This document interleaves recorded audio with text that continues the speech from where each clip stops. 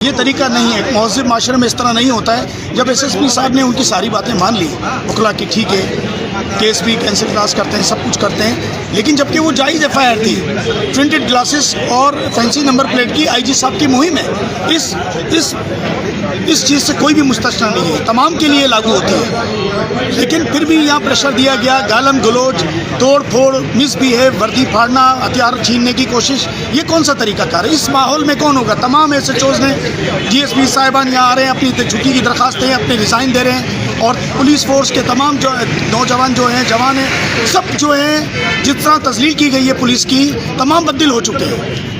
Police کا morale بالکل وکلا حضرات نے گرا دیا ہے۔ یہ سراسر غلط بات ہے کہ ہم آپ کے تحفظ کرتے ہیں، آپ کے محافظ ہیں، آپ کا کام ہے آپ پولیس کو عزت دینا۔